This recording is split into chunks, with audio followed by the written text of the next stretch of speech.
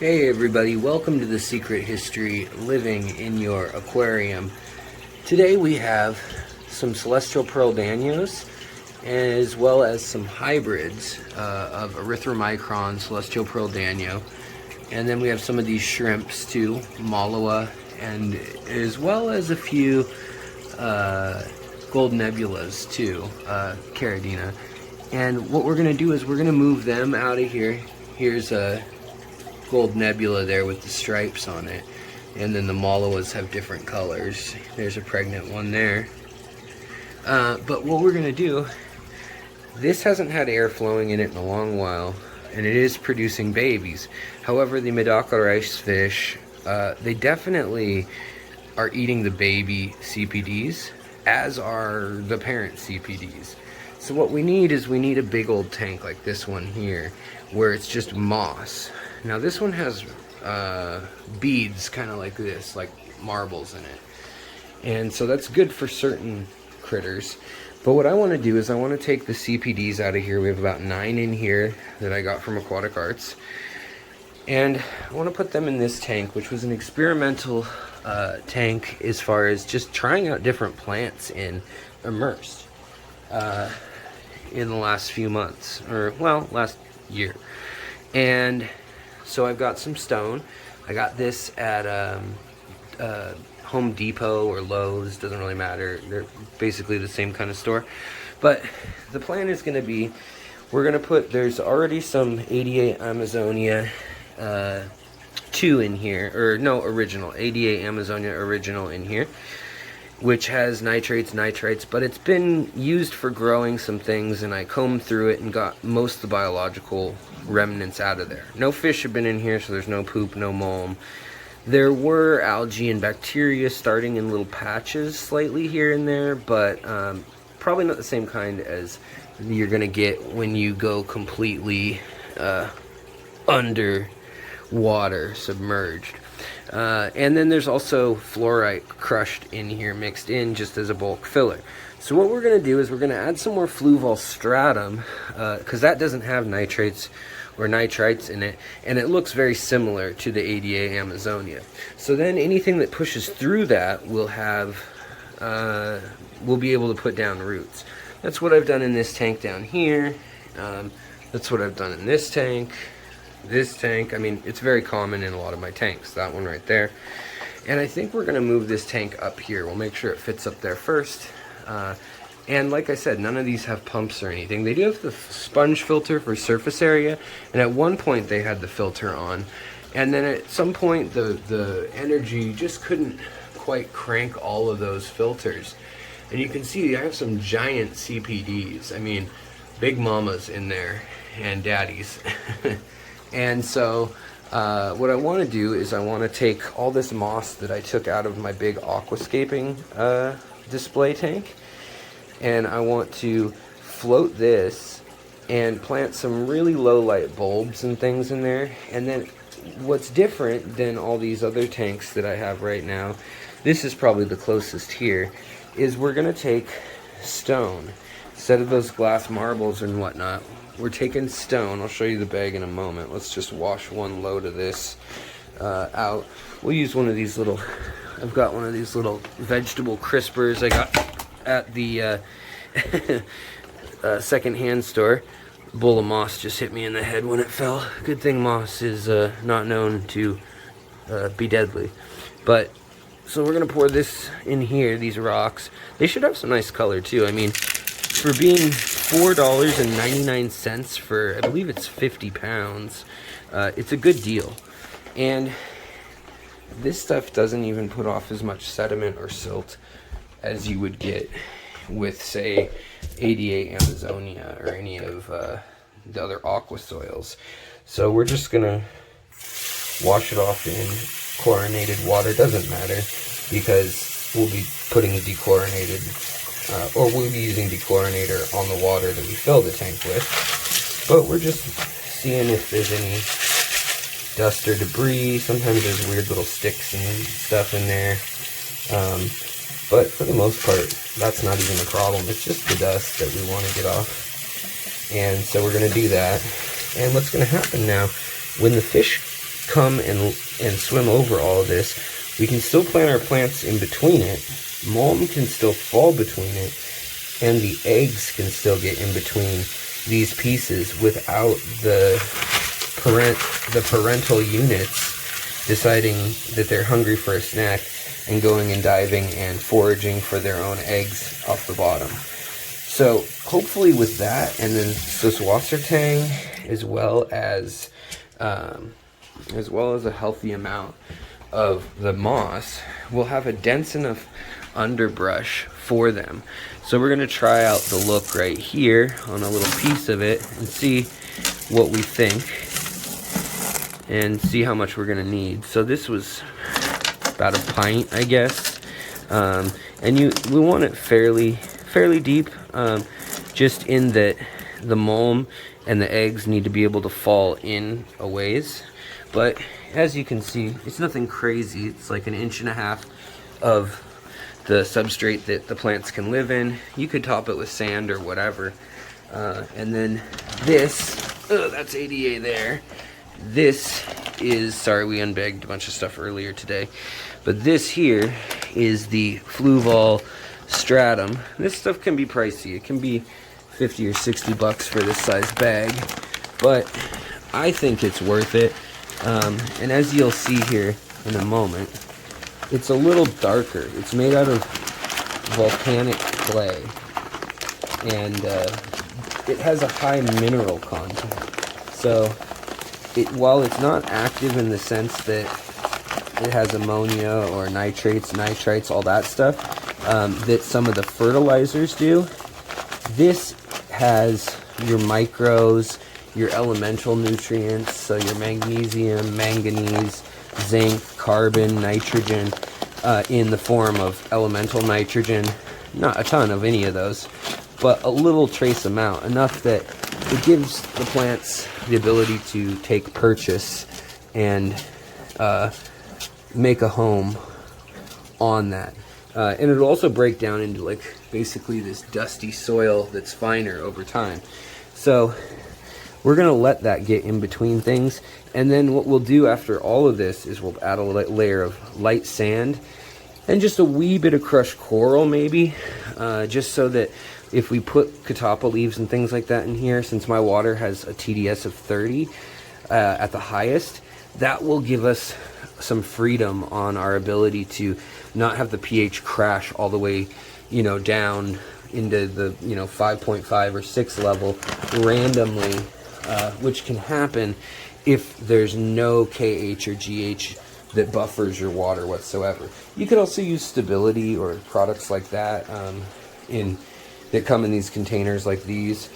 In fact, I probably have some stability handy right under here. Yeah, I do, right there. So, that stuff works, but I think nature works better. So let's go look at the rocks, and then I'll spare you the boring stuff and show you what this looks like set up. Okay, everybody, so still haven't cleaned everything up, that's how I roll. But we've got lots of plants in here. We got Kabamba, we've got Ludwigia, Kabamba caroliniana, Ludwigia repens, and also just glandulosa. Then we have a little sword plant in here. We've also got some sage, some dwarf sage. And then we've got water sprite over there and some super red Ludwigia in here. All that's been in low light so far. So hopefully between some of these, a few things will take off. We'll probably put in a couple, Japanese moneywort or pennywort, some sort of thing like that, or creeping Jenny, creeping Charlie, one of the creepers. And then we've got this sponge filter, which this has been sitting in another tank that's around 72 degrees, so on the cooler end of tropical. Not that it has to be, but I find it's best to soak sponges and filters and filter media somewhere near the correct temperature. Maybe 85 degrees for a discus tank or something is going to be a different microbiome than what you get room temperature in a black water tank, or in a, like this one here, which I was just unplugging things and moving cords around, and it's a big mess right now. But in this tank here, room temperature, we still have a sponge filter here. It's not really running with air. There's nothing, it's not doing anything other than just staying inoculated as a media.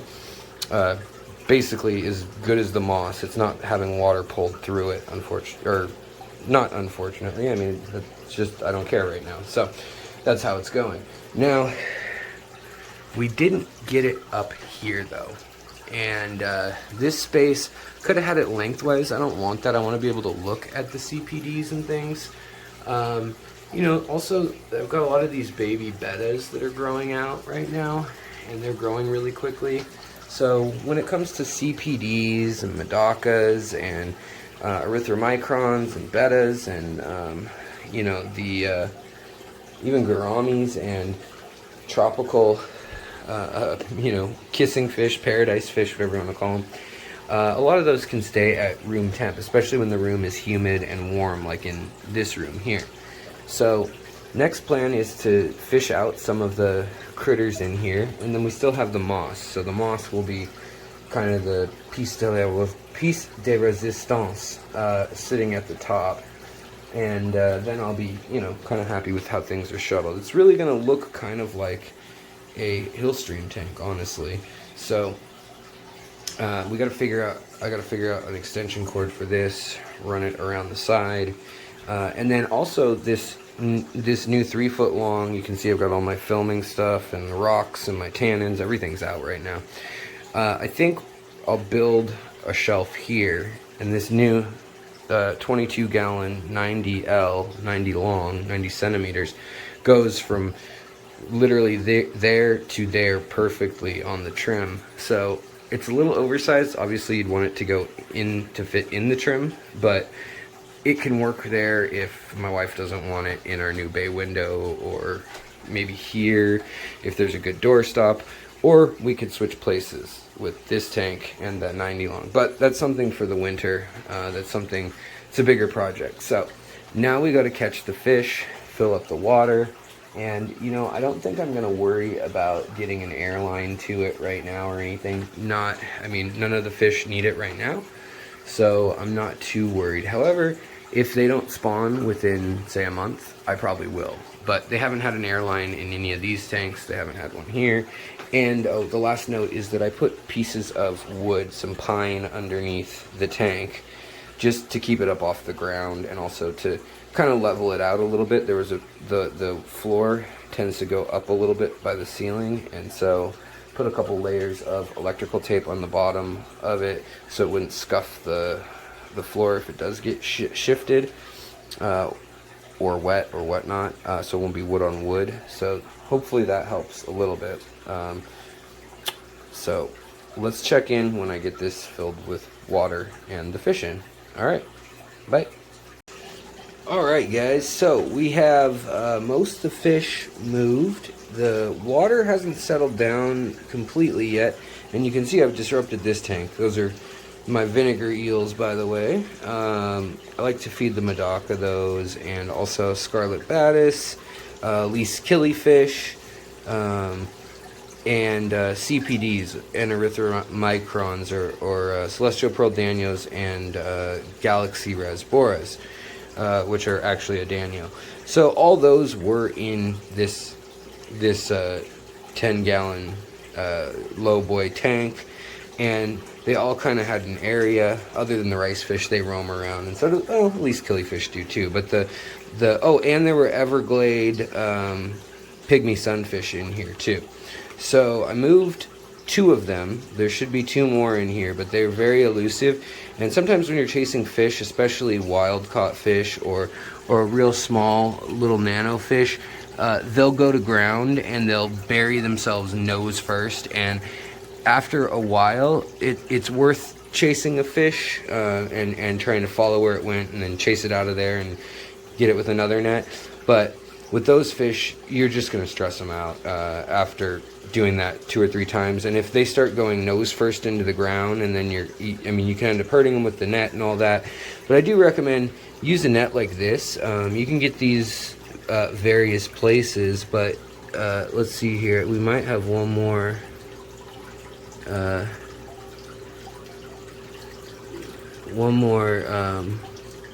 Fish in here. Oh, it's sneaky. He doesn't want to be caught. But these nets are great in that right now I'm not looking under the water, and I still know that if I get under him, I'll scoop him up just fine. This CPD here. And so let's see, did I get it? No, I didn't get him there. I probably just scared him off. So that's what I was talking about, like when I said going to ground too, is if you miss him, like that guy's been hiding for a while, and if he went back down low in the water rather than swimming up high, just don't bother antagonizing them, because they're gonna be one, really stressed to the point that they could have health problems, but two, you're just, well, there he is right there actually. You're just gonna hurt them if you have to chase them hard. So we got him. But this little net, I got this from aquaticarts.com. There's a link in the description and a discount if you want to check them out and get a discount of 15% on your first order, 10% on every other order if you mention my channel. But I really like that net, and I haven't been able to find it anywhere else for a good value, good quality. So here we have this tank. Like I said, it's not quite settled yet. We don't have a filter running or anything. I might run a filter on it just to get it running, just to get the sediment and debris off of there. But we're gonna put these fish right here into the tank. So right here we've got Erythromicron, and we've got CPDs that have hybridized. And so that's the ones with stripes, the 2 with stripes. That's what's going on there. However, the other ones are just CPDs. So they should like this kind of stream setup. Let's see. Did we get them all? Yes. So they're all going to go hide right away. But hopefully by tomorrow, they'll start coming out again. They're not actually hiding right away. So what we'll do is we'll also introduce some little scuds or little feeder, like brine shrimp or vinegar eels, just something for them to eat, as well as I like to put like little wild Neocaridina shrimp in there for them. And we planted plants all in the back row here that are stem plants, like Kabamba and Ludwigia and stuff we mentioned earlier. But then we've got moss packed into that corner, and then their eggs can fall anywhere. When they breed every morning, they'll fall anywhere in between these, and hopefully there's enough space in between some of those that they will actually drop in there and the parents won't eat them. So let me know if you've ever done something like this without the filter, without the heater. Real low tech, but kind of planning the substrate a little high tech, in the sense that use some rocks and stone with some iron. We got some crushed coral. We got the ADA active substrate that's been kind of leached of its main oomph so it doesn't make the fish sick. And then now we put 9 CPDs in a little 10-gallon here. So really just a medium power to low power light is on them, and hopefully that does the trick, and they're happy in this little home, especially once we get some little benthic live creatures. Alright guys, thanks for watching. Please please subscribe and like in whatever order you please if you find this video interesting and you want to see what happens in the future. If you made it this long and you don't want to do that, then why are you here? Thanks for joining me regardless, and I'll talk to you guys later. Bye. Alright guys, just to show you here, this is the stuff I buy usually. Vigoro, you know, like Vigoro, that opera thing, I think. But it's like growing. Garo, not really. Anyways, it comes in all sorts of different sizes, shapes, whatever. And I'm just gonna scoop it into this colander. The same colander, when we fill the tank with water, we'll use this so that stuff doesn't get splashed around. We put this in the tank, and then the substrate doesn't get all dirty and dusty and silty. Now, dumping these rocks is gonna be loud when I scoop them out, and I'm just trying to get some of the smaller ones, rather the big ones kind of are at the top right now because of it sitting here for a long time. So I'm just trying to do that, and then you can get all the way up to the size that you see behind it here, like, you know, cantaloupe to kiwi size and everything in between, baseball size, I guess. And it's cheap. It's $4.99 to $6.99, $7.99, something like that for a bag. And this bag is what is it? Half a cubic foot. But enough to cover 3 square feet, 2 inches deep. I mean, so gives you an idea. So it's probably 40 pounds, something like that. Don't buy the rock that they sell at like the big box pet stores. It's $20 for a little bag of sand that's not even a tenth of this size, or for little pebbles or fluorite. Now, if you need that specifically for a look or an aquascape that needs that property for something and you know what you're doing, then of course, you know, go ahead and do that. But this, just wash it thoroughly, and this has never stirred me wrong, this kind of stuff. But it can be pretty dusty, so just wanted to give you that note, and we'll check back in once I got everything set up. So, hey guys, this is the last little update. They are happy 24 hours into their enclosure. Everybody seems to be doing well. They're not hiding like I thought they would be. And first thing, when lights came on in the early morning, the first day, the water was still a little milky, but they were still out and about. And now you can see where there's one that's about 2 years old here. Right here, this big old female. You can tell the females because they have a black dot right near their back fin. Plus their fins just aren't quite as brightly colored generally, and their bellies are a little rounder, kind of a general small fish rule. But yeah, they're doing well. There's no airflow in here. Things will still settle down more, and hopefully their eggs will fall in between all these little cracks and crevices of these stones, and hopefully these plants will grow up and start filtering more water. The moss is really for the babies to hide, so we wanted a really dense area for when the new hatchlings come to be able to hide, as well as to be able to feed. Any sort of clump of moss like that will start to gather all sorts of the little teeny white dots you see moving on the side of an aquarium if you look closely, or the little water fleas you see leaping on top. That whole little microbiome and ecosystem will form. Alright guys, well thanks for tuning in. I hope you liked the update, and I hope you liked checking out this build. And hopefully we can rotate, you know, different things through here, be it danios or whatnot. I mean, one good way to do it is you literally just feed these fish really good live foods, or even frozen foods, but try to do live foods, and then with a big old group like this, and then you take them all out and just let the tank sit for even up to a month, and you almost always you'll get babies. So that's another fun way to do it with colony breeding the celestial pearl danios. But thanks for joining me and watching this build, and hopefully we'll keep beautifying this tank, and as well as switching out different inhabitants. We got 9 adults in here at the moment, so maybe 1 or 2 sub-adults, but yeah, everything's looking good. Alright guys, I'll talk to you later. Thanks for watching.